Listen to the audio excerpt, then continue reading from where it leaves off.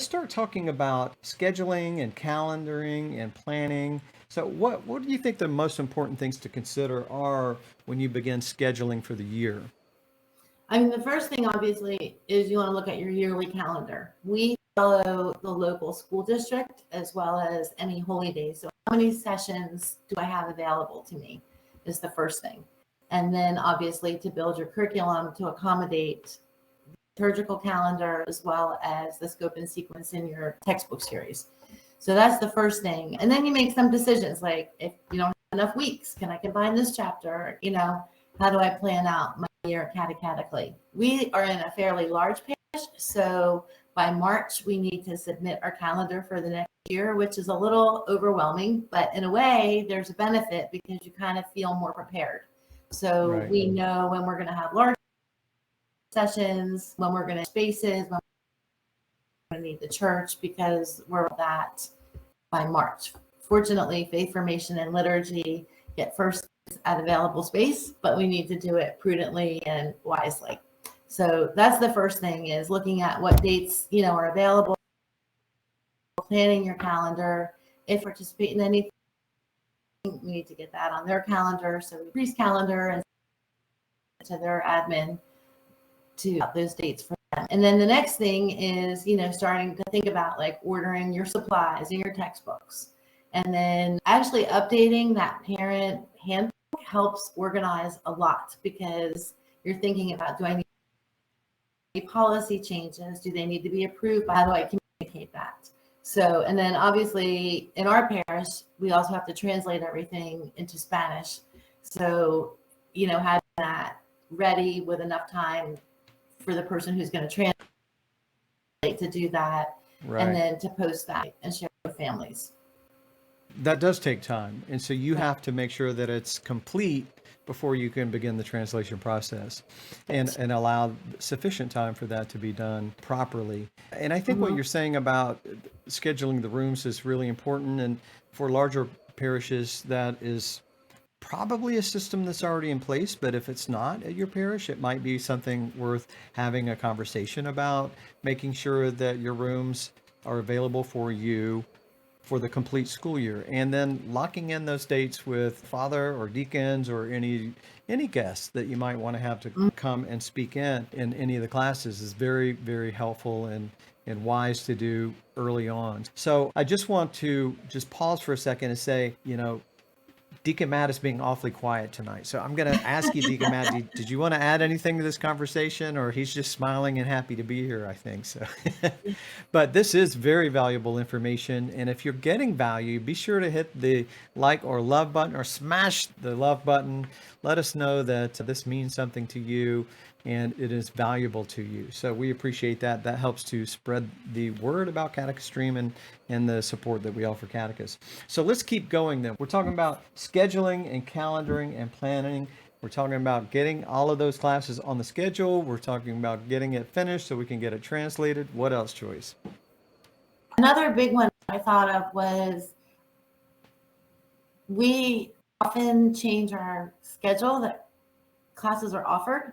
So we'll kind of look at, for example, Thursday evening was really low. Do we still need that Thursday session? And we maybe do Monday was really popular. Should we do a second session on Monday instead of Thursday?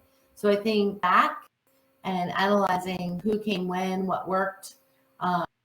So if you are going to change the schedule for faith formation classes, you want to get that out to parents as well, because if that parent always blocked out Thursday night and you're taking it away, the earlier you tell them, the easier it is for everybody. So I think just looking at when you will offer your classes, how many times a week do you need to offer classes? And I would say too, as they've gotten older, certainly you want to offer something for everyone, but I don't know that we can always please everyone. So, add another session, you need to add how many more catechists. If you have 2 catechists in a room, that's double. So I think just looking at all those factors and clearly praying, like Holy Spirit, direct me, I need wisdom, and also collaborating with your staff, to sit down and what does everybody think? Because when you put all those really smart people together, than I could have ever done by myself. So I think that's really Yeah, I'm a believer in that. important.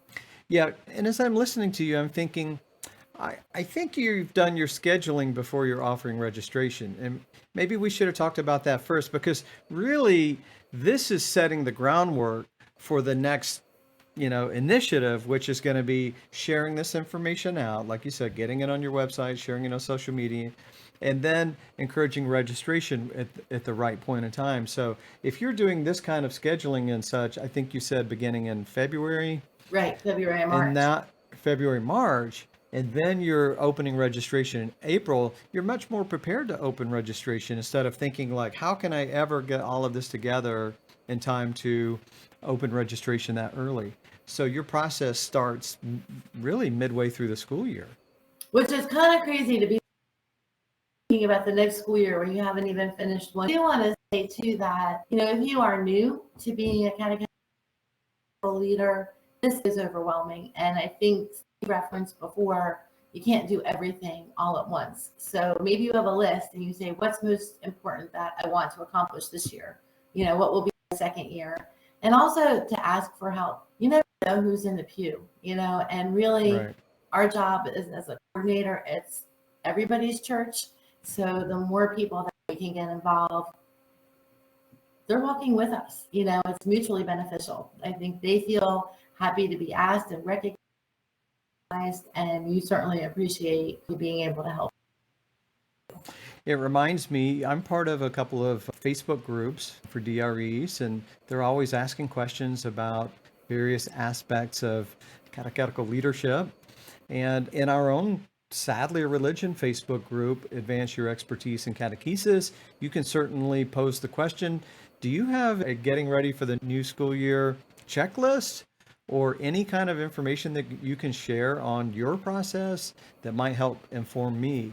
And I have found people are more than willing to share resources if someone asks the question. So don't neglect your social media groups because they can be a huge support for you. That's great advice.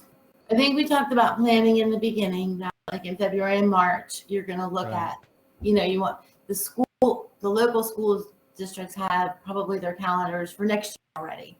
So we pull those, and actually we are between two counties.